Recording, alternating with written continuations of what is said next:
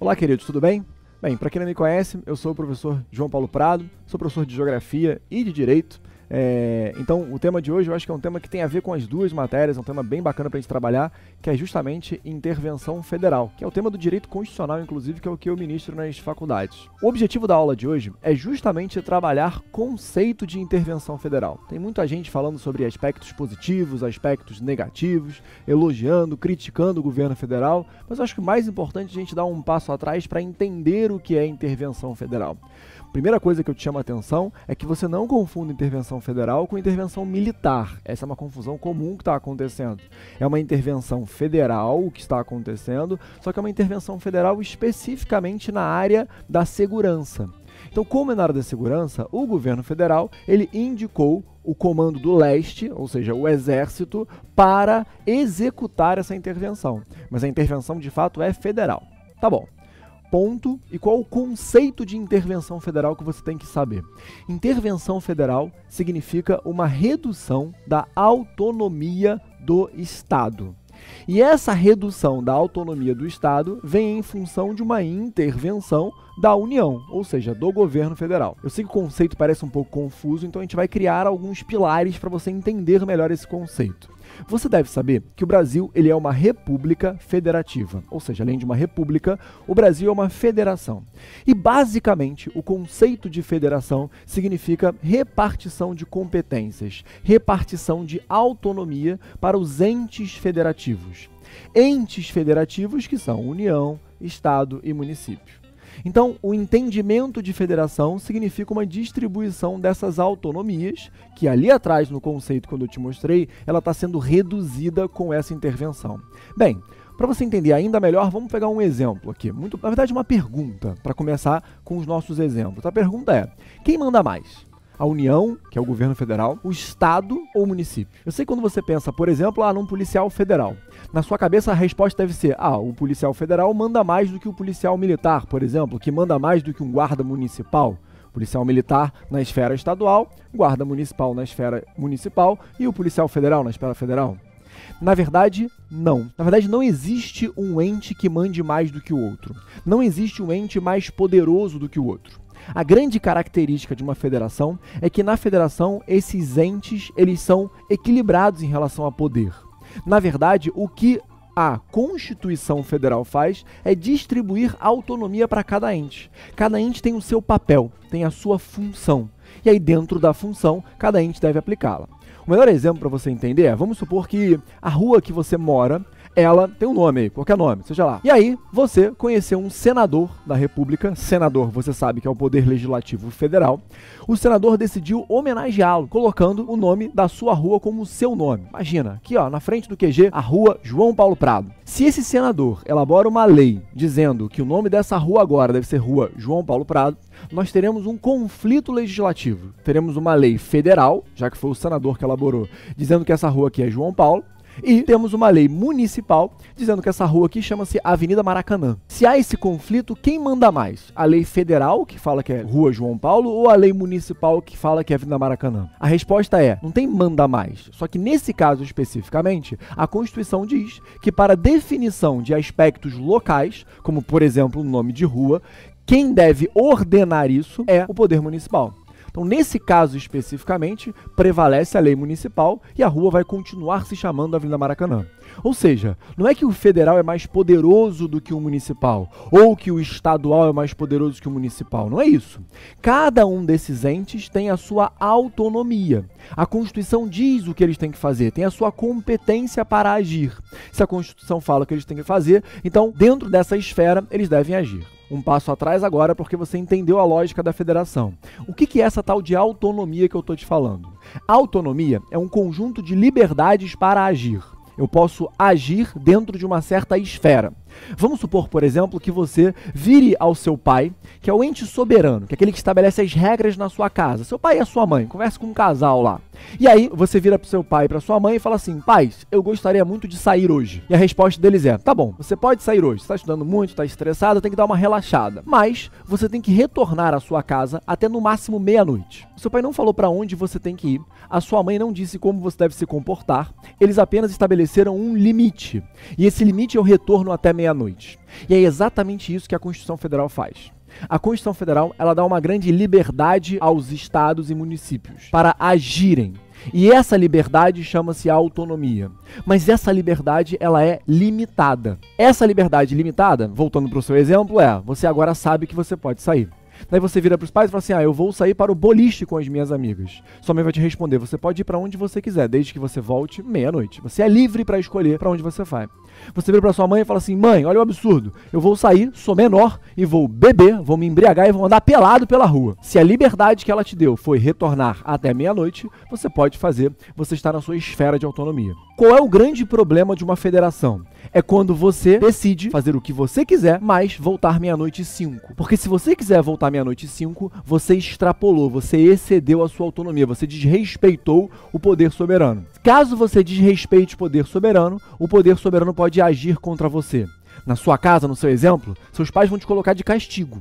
Na nossa federação, o governo federal tem o poder de intervir sobre os estados, caso eles excedam a autonomia. Bem, agora você está começando a fazer o link e entender o que é intervenção federal.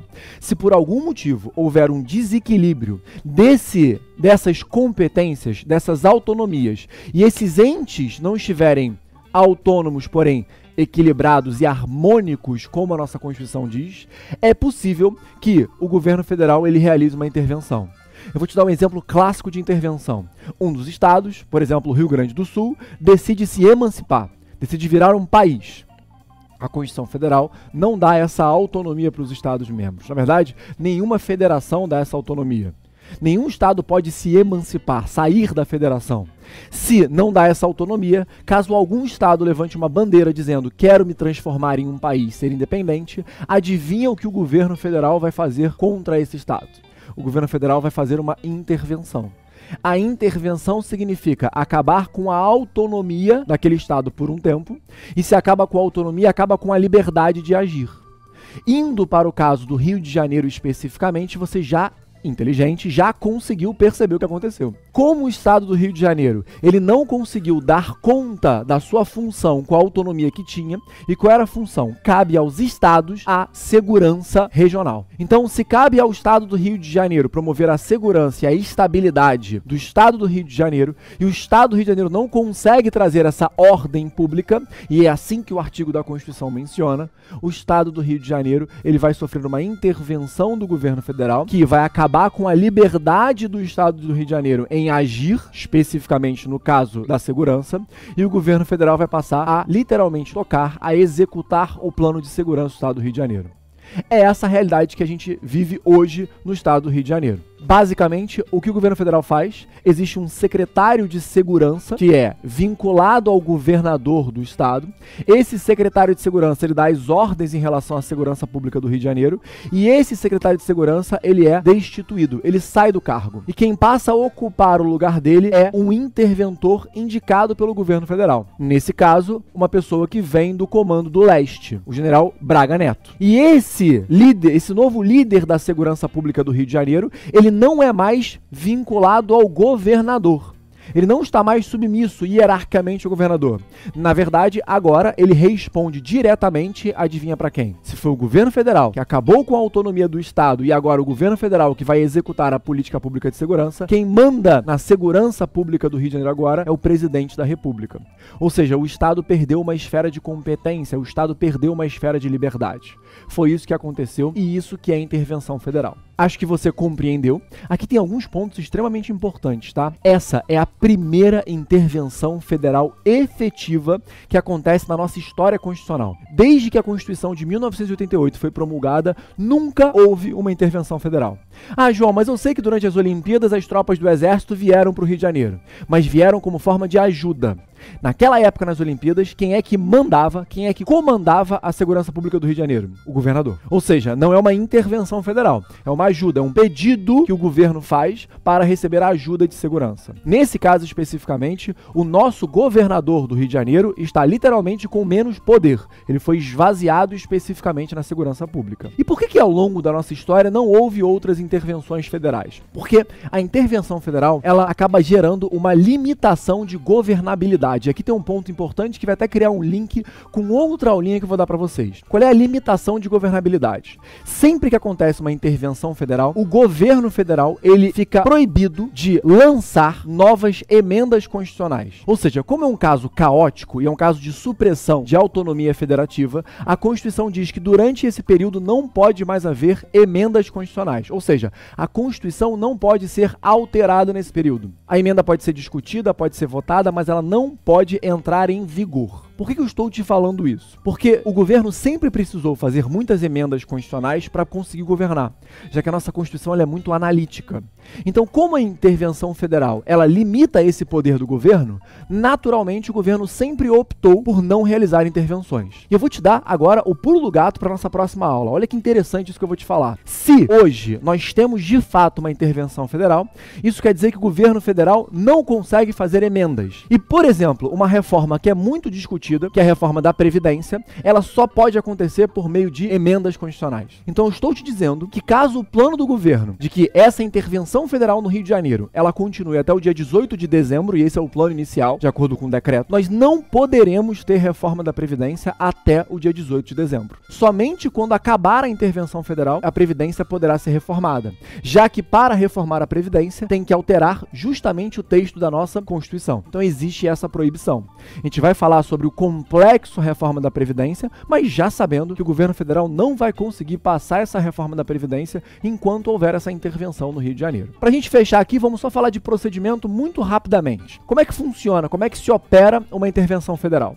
Basicamente, o presidente da República, quando visualiza um desequilíbrio federativo ou um problema na ordem pública de algum estado, como aconteceu no Rio de Janeiro, ele consulta um Conselho de Defesa e o Conselho da República, e essa consulta ela é meramente uma consulta mesmo, porque mesmo que os conselhos não concordem, ele ainda assim pode decretar intervenção, e ele lança um decreto. Esse decreto, ele passa a ter validade imediata. Com o decreto lançado, a intervenção começa a se operar. Só que esse decreto, ele tem que ser encaminhado para o Congresso Nacional, para que o Congresso aprove essa intervenção. Esse decreto vai ser analisado pela Câmara dos Deputados, que por maioria simples, maioria dos presentes, vai votar. Em seguida, caso seja aprovado, ele vai para o Senado vota, e caso seja aprovado, o próprio Congresso promulga um novo decreto, agora decreto legislativo, que confirma, que autoriza a intervenção federal. Não há discussão, e o governo Temer faz bem isso, que formalmente o decreto não tem grandes problemas. Na verdade, o decreto não é inconstitucional, a intervenção federal não é inconstitucional, a intervenção federal está conforme as regras estabelecidas na própria Constituição. Agora, se isso é positivo, negativo, se isso é um golpe de marketing ou não é, se vai realmente resolver a questão da segurança pública do Rio de Janeiro, aí já é uma outra questão.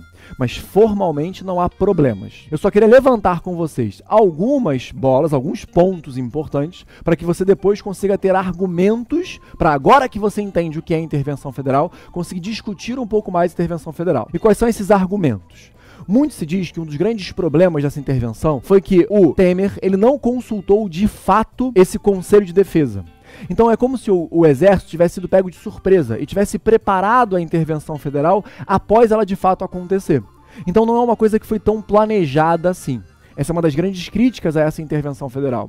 O outro ponto que diz que é uma crítica é que o Temer preferiu antes se reunir com os marqueteiros do governo, como se isso fosse muito mais uma medida que fosse trazer algum tipo de benefício de marketing para ele, do que necessariamente algo que fosse ser positivo para o Rio de Janeiro. Por outro lado, a população do Rio de Janeiro apoia a intervenção federal, porque mesmo que a intervenção federal não solucione a questão da segurança pública no longo prazo, ela já causa uma sensação de equilíbrio e de segurança para essa população. Lembre-se que o Rio de Janeiro ele é uma espécie de vitrine da nação. E o Rio de Janeiro precisa muito dessa sensação de segurança para conseguir tocar uma das suas principais atividades econômicas, que é justamente o turismo. Então, economicamente, politicamente para o Rio de Janeiro, acaba sendo algo positivo, porque traz essa sensação de segurança, certo? Então, esses são alguns pontos que a gente pode levar em consideração. Se isso vai realmente resolver o problema da segurança pública do Rio de Janeiro, aí é um outro debate, um debate mais específico sobre segurança, mas um debate que você tem que estar antenado. O ponto de hoje é, o que aconteceu com o Rio de Janeiro, tecnicamente falando, foi que o Estado Rio de Janeiro, como membro da federação, ele perdeu uma parcela de poder. A intervenção federal, que pode ser integral, completa, quando acaba com todo o poder, toda a autonomia do Estado, ou parcial, como foi o nosso caso. O caso do Rio de Janeiro, ele é um caso de intervenção parcial, porque ela vai apenas na segurança, e temporal, porque o governo planeja fazer isso até dezembro. Então, essa é a lógica da intervenção federal. Eu espero que vocês tenham entendido, espero que tenham gostado. Depois a gente volta com outros temas. Um grande beijo para vocês e bom vestibular.